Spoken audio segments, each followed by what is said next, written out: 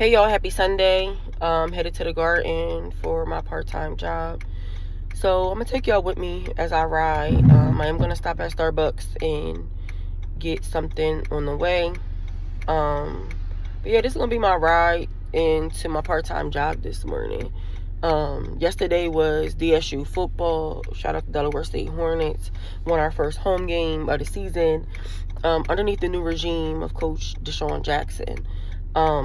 I'm tired because the game ended up having a delay because of lightning, and then it just turned into a full day, which I'm excited about. I'm really, really proud, but that was a lot for your girl. So that was yesterday. I had my hair in this cute little style, but my scalp has been very tender, and I don't know if it's because I sometimes maybe I'm doing it too tight when I interlock, but because these were micro braids or mini braids that are turning into locks over time, sometimes my scalp maintenance be a little, you know what I mean? So I'm still learning. This hair is a journey. I'm going to make a few videos about what I've been doing with my hair, also about what I do with my daughter's hair. So that's what I got going on today.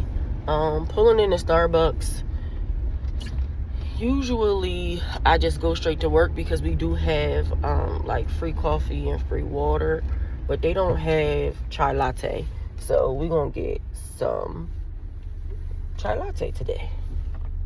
Hold on. Yes, good morning. Can I have a grande vanilla chai latte hot with a caramel swirl? You said a grande hot vanilla chai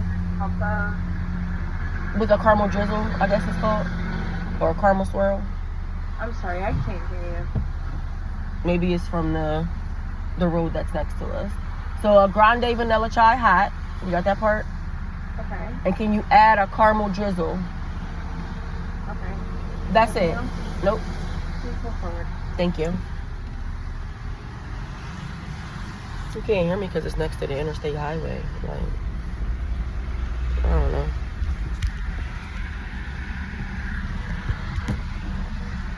Yeah. So I'm about to tap it.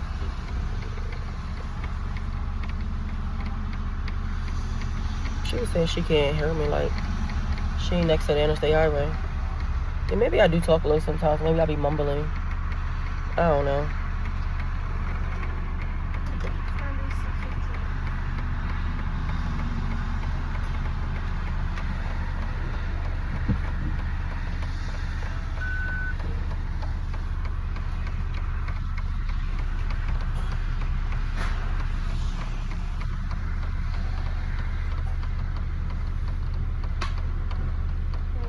Thank you.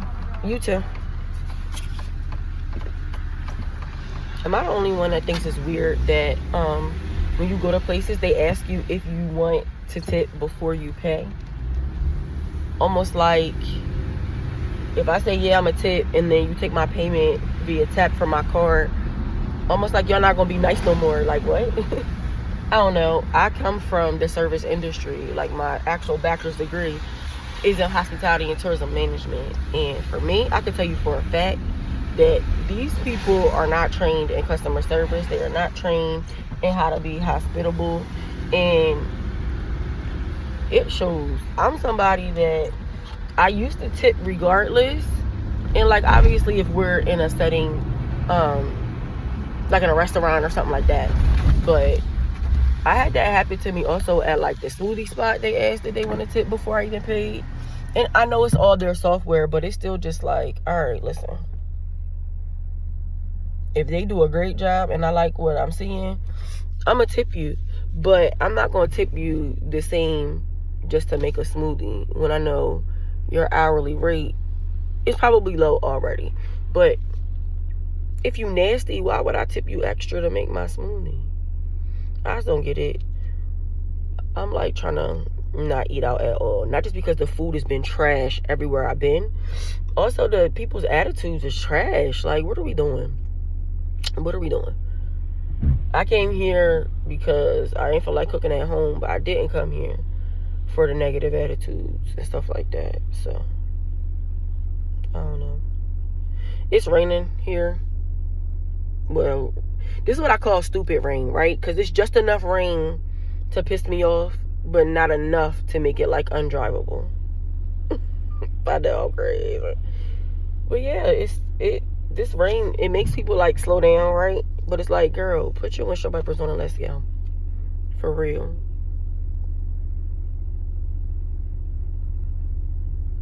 And now we at a green light sitting here looking at each other. Like, I don't understand.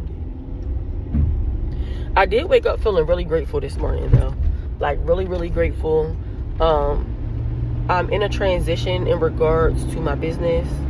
The pivot is always something that you have to be mindful of when you are a small business owner, because especially in this economy, I know for me, like, I don't fault nobody for saying, hey Ray, I want to come to a yoga class, I just don't have it right now. And I understand that, and for that reason I do have like donation-based classes and even free classes. Donation-based class means you pay what you can. I even offer free classes sometimes, but what that turns into is sometimes, you know, I'm taking the brunt of it and I have to take from my personal funds to cover, you know, studio bills. So I'm pivoting. I am teaching a teacher training, meaning I'm going to host a training so that, you know, I can invite more people into this yoga facilitation world, and then give them the tools and the knowledge that I've been given to get them started. Because, you know, this is just like anything else in life. You know, it's a lifelong commitment, but we are forever learning. There is no, you take a 200-hour yoga training course and you're done. But I really think that I'm ready. I'm prepared mentally, spiritually. Spirit has led me to start this training, and I'm going to be obedient. That's one thing that I can say in life is I've always continued to be obedient. So I'll say that, but I'm feeling very grateful that I've accomplished what I've accomplished so far in life. But I'm also grateful for the lessons that I've learned over this last year with opening up a yoga studio. There are some things that I would have done differently before just opening up. So I'm going to take a pause and go back and do those things. So nothing like detrimental, but I'm not going to let it get there. I'm not going to let my business get to a point where, you know, I'm working all of these other jobs to pay my business's bills, which I've seen people do. I got 3 kids. I ain't about that life. So yeah, thank you for riding to work with me. I'm pulling into the parking lot, and I'll see y'all soon.